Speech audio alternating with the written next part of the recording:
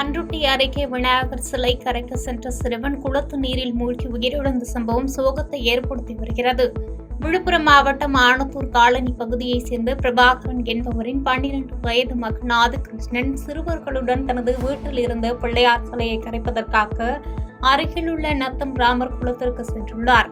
அப்போது சிலையை தண்ணீரில் விடும்போது சிறுவன் ஆதிகிருஷ்ணன் குளத்து நீரில் ஆழமான பகுதியில் எதிர்பாராத விதமாக இறங்கியதில் நீரில் மூழ்கி உயிரிழந்தார். தொடர்ந்து நீண்ட நேர போராட்டத்திற்கு பிறகு சேற்றில் சிக்கிய சிறுவன் ஆதிகிருஷ்ணன் சடலமாக மீட்கப்பட்டார். இதுபற்றி தகவல் அறிந்து சம்பவ இடத்திற்கு விரைந்து சென்ற புதுப்பேட்டை போலீசார் சிறுவனின் உடலை கைப்பற்றி உடற்கூறு ஆய்வுக்காக பன்ருட்டி அரசு மருத்துவமனைக்கு அனுப்பி வைத்தனர். சம்பவம் தொடர்பாக புதுப்பேட்டை போலீசார் வழக்கு பதிவு செய்து தீவிர விசாரணை மேற்கொண்டு வருகின்றனர். நியாய விலைக் கடை பொருட்களை கடத்துவது தொடர்பான செயல்பாடுகளில் அதிகாரிகள் உள்ளிட்ட யார் தலையீடு இருந்தாலும் அவர்கள் மீது நடவடிக்கை எடுக்கப்படும் என்று கூட்டுறவுத்துறை செயலாளர் ராதாகிருஷ்ணன் பேட்டியளித்துள்ளார். சென்னை சேப்பாக்கத்தில் உள்ள கலைவாணர் அரங்கில் யூனியன் பேங்க் ஆஃப் இந்தியாவின் சென்னை மண்டலம் சார்பில் தேசிய அளவிலான பொது விழிப்புணர்வு வினாடி வினா போட்டி 3வது ஆண்டாக UGDS 3.0 என்ற பெயரில் நடைபெற்றது. இந்த போட்டியில் சென்னை நகர் பள்ளிகளை சேர்ந்து மாணவிகள் 500க்கும் மேற்பட்டோர் பங்கேற்றனர். இதில் சிறப்பு விருந்தினராக கூட்டுறவு மற்றும் உணவுப் பொருள் வழங்கல் துறை செயலாளர் ராதாகிருஷ்ணன் கலந்து கொண்டு மற்ற விருந்தினர்களுடன் இணைந்து குத்துவிளக்கேற்றி நிகழ்ச்சியை தொடங்கி வைத்தார். தொடர்ந்து செய்தியாளர்களிடம் பேசிய ராதாகிருஷ்ணன், மழைக்காலங்களை பொறுத்தவரை கூட்டுறவுத்துறையில் தேவையான பொருட்களை ஸ்டாக் வைத்திருக்க வேண்டும் என்றும் தாழ்வான பகுதிகளில் உள்ள நியாய விலைக் கடைகளை பாதுகாப்பாக மாற்ற நடவடிக்கை எடுக்கப்பட்டு வருவதாக கூறினார். மிக சிறப்பாக union bank of India UGenius 3 அப்படின்னு 3வது முறையாக இன்றைக்கி quiz competition, all India quiz competition நடத்துகிறாங்க. யங்ஸ்டர்ஸை இந்த மாதிரி கலந்துக்கூடிய மாணவ செல்வங்களை இந்த குவிஸ்ஸு எப்படி அவங்களுக்கு ஒரு காக்னிட்டிவ் டெவலப்மெண்ட், அதே மாதிரி கல்விக்கான பயன்கள், அதுக்கப்புறம் வேகமாக முடிவு செய்தல், சோஷியல் ஸ்கில், சமுதாய சில திறமைகளை வளர்ப்பது, கிரியேட்டிவிட்டி, அதே மாதிரி கான்சன்ட்ரேஷன் வருது, அந்த வகையில் அவங்களை ஊக்குவிக்க இருக்கிறதான வாய்ப்பு என்னால் அவங்ககிட்ட எனக்கு தெரிந்த வரை கொடுக்க முடிந்தது. இவங்களோட முயற்சிக்கு என்னோட பாராட்டுகள், பங்கு பெறும் மாணவர்களுக்கு என்னோட பாராட்டுகள்.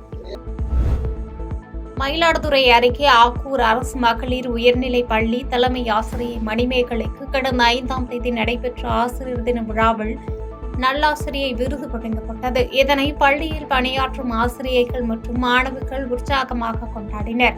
ஆக்கூர் கடைவீதியில் தலைமை ஆசிரியை மணிமேகலை மற்றும் அவரது கணவர் குணசேகரன் ஆகியோருக்கு மாலை அணிவித்த ஆசிரியர்கள் அவர்களை ஊர்வலமாக பள்ளியை நோக்கி அழைத்து வந்தனர். தொடர்ந்து நடைபெற்ற பாராட்டு விழாவில் அப்பகுதி பொதுமக்கள் மற்றும் மக்கள் பிரதிநிதிகள் விருது பெற்ற தலைமை ஆசிரியைக்கு பொன்னாடை அணிவித்து வாழ்த்துக்களை தெரிவித்தனர்.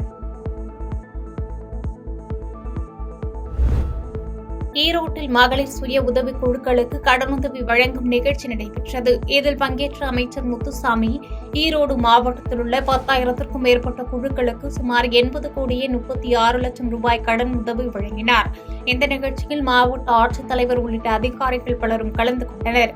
அதனைத் தொடர்ந்து செய்தியாளர்களிடம் பேசிய அமைச்சர் முத்துசாமி, நடிகர் விஜயின் மாநாட்டிற்கு தமிழக அரசு எவ்விதமான கெடுபிடியையும் காட்டவில்லை என்றும் கடந்த காலங்களில் ஏற்பட்ட சில பிரச்சினைகளின் காரணமாக போலீசாரால் சில நிபந்தனைகள் தற்போது விதிக்கப்பட்டுள்ளதாக கூறினார். ஒரே நாளில் தமிழகத்தில் 6 கொலை சம்பவங்கள் நடைபெற்றுள்ளதாக எதிர்க்கட்சித் தலைவர் பழனிசாமி குற்றம் சாட்டிய செய்தியாளர்களின் கேள்விக்கு பதிலளித்த அவர், இதனால் சட்டம் ஒழுங்கு சீர்கெட்டு விட்டது என்று கூற இயலாது. வெவ்வேறு இடங்களில் நடைபெற்ற இந்த சம்பவங்கள் குறித்து காவல்துறையினர் உரிய நடவடிக்கை எடுத்து வருவதாக பதிலளித்தார். அவர் சொல்றது அவருடைய இப்போ சொல்லுவது அது முதல்ல நீங்க யோசனை. எனவே அவருடைய கட்சிக்காக, அவர் இன்னைக்கு இருக்கிற நிலைமைக்காக சொல்கிறார்.